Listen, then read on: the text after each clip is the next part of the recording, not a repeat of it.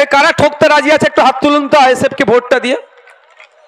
এই দূরে যারা আছেন ঠকতে রাজি আছেন তো মায়েরা?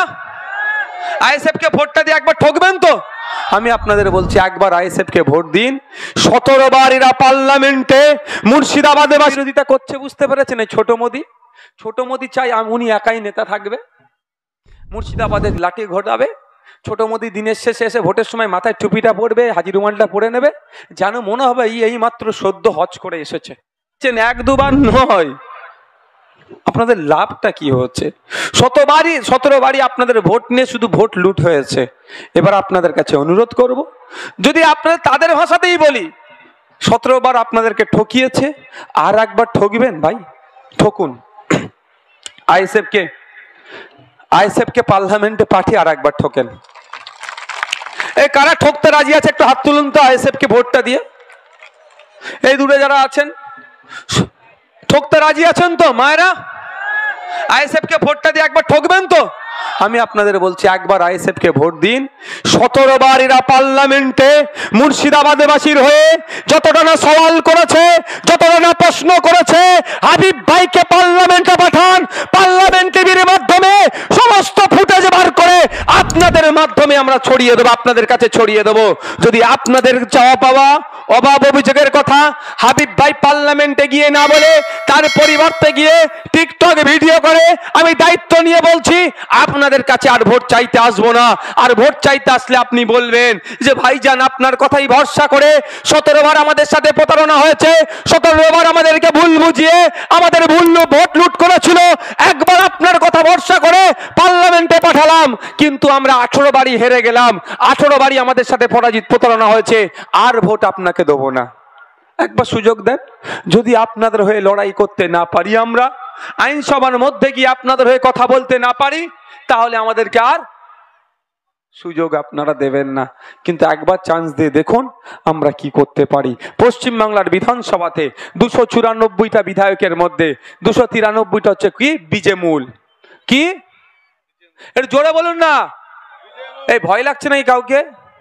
শেষের দিক থেকে আওয়াজ শুনতে যাই, তৃণমূল আর বিজেপি কে আলাদা? আলাদা। এরা হচ্ছে বিজেমূল, একে অপরের পরিপূরক। যখন যার দরকার লাগে তার নেতাকে ওইদিকে পাঠিয়ে দেয়, আমাদেরকে বোকা বানায়। এই বিজেমূলের বিরুদ্ধে একা নওশাদ সিদ্দিকী চোখে চোখ রেখে এই মুর্শিদাবাদবাসীর পরিযায়ী শ্রমিক নিয়ে যে সমস্যা, গঙ্গা ভাঙন নিয়ে যে সমস্যা, এই মুর্শিদাবাদ লোকসভার কৃষকদের যে সমস্যা, ছাত্র যুবর যে সমস্যা, শিক্ষা প্রতিষ্ঠানের যে সমস্যা, সেটা কথা বলি কেউ আমাকে আটকাতে পারে না। আমি ওই রকম আপনাদের বলি, আমরা 543-এর মধ্যে একটা যদি ছুঁচোবাজিকে আমরা দেশের আইনসভার মধ্যে পৌঁছাতে পারি, একইভাবে চোখে চোখ রেখে স্পিকার স্যারের মাধ্যমে যেই শাসন কার্য পরিচালনা করুক না কেন, তাকে বুঝিয়ে দেবে যে মুর্শিদাবাদ থেকে একটা বাপের বেটাকে মুর্শিদাবাদ মানুষেরা ভোট দিয়ে পাঠিয়েছে, মুর্শিদাবাদের মানুষ তার সাথে আছে। পার্লামেন্টের মধ্যে কে বড় কে ছোট সম্মান দিয়ে গণতান্ত্রিক প্রক্রিয়াতে মুর্শিদাবাদবাসীর হয়ে বলিষ্ঠ কণ্ঠে চিৎকার করবে। হবে তো নাকি ভাই? হবে তো নাকি? একবার সুযোগ দেন। এরা বারবার এরা কেন আমাদের বিরোধিতা করছে বুঝতে পেরেছেন? এই ছোট মোদি চাই উনি একাই নেতা থাকবে, মুর্শিদাবাদে লাঠি ঘটাবে।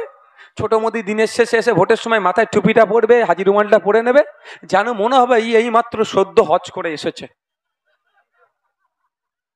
টুপি খুলে দেখতে হবে বেটা ন্যাড়া হয়েছে নাকি হয়নি, বুঝতে পারছেন না? সুন্নতটা পালন করেছে কি করেনি দেখতে হবে। এটা ছোট মোদি চাই না মুর্শিদাবাদ থেকে কোনো লিডার হয়ে উঠুক।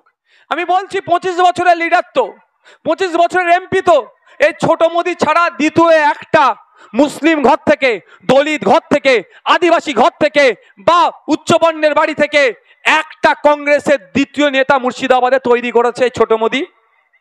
এই বলুন কেন করেনি?